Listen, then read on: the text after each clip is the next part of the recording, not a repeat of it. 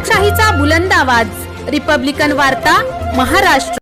20 वर्षीय पीडित मुलीवर लग्नाचा आमिष टाकून वारंवार अत्याचार, गंगाखेड पोलीस ठाण्यात गुन्हा दाखल। पुणे येथील पीडित मुलीवर 2 वर्षापासून लग्नाचा आमिष टाकून गंगाखेड येथे वारंवार अत्याचार केला। लग्न करण्याचा आग्रह केल्यास नकार दिल्याने पीडित मुलीने गंगाखेड पोलीस ठाण्यात तक्रार दाखल केली।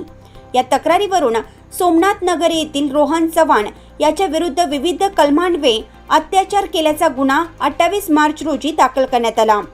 2 वर्षापूर्वी मालेवाडी येथील महाविद्यालयात रोहन चव्हाण याची ओळख झाली। यावेळी त्याने पीडितेचा मोबाईल नंबर घेतला। तेव्हापासून तो मोबाईलवर बोलत होता, मोबाईलवर सतत भेटण्याची सक्ती करत होता। त्यानंतर 2 वर्षापासून प्रेम संबंध निर्माण झाले। त्याने मोबाईल करून एकदा तरी भेटू म्हणत होता। दिनांक 5 एप्रिल 2022 रोजी त्याने गंगाखेड येथील वरद लॉजवर नेले। या ठिकाणी लग्नाचा आमिष टाकून अत्याचार केला। त्यानंतर वेळोवेळी 10 ते 12 वेळा अत्याचार केला। दिनांक 8 डिसेंबर 2023 रोजी त्याने परत वरद लॉजवर बोलावून अत्याचार केला।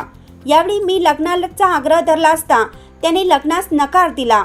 लग्नाचा आमिष टाकून अत्याचार केल्याची फिर्याद पीडित मुलीने गंगाखेड पोलीस ठाण्यात दिली आहे। या फिर्यादीवरून रोहन चव्हाण राहणार सोमनाथ नगर याच्यावर विविध कलमान्वये अत्याचार केल्याचा गुन्हा दाखल करण्यात आला। या प्रकरणाचा तपास पोलीस उपनिरीक्षक विशाल बुदोडकर हे करत आहेत। रिपब्लिकन वार्ता महाराष्ट्र न्यूजसाठी गंगाखेड परभणी प्रतिनिधी राजकुमार मुंडे।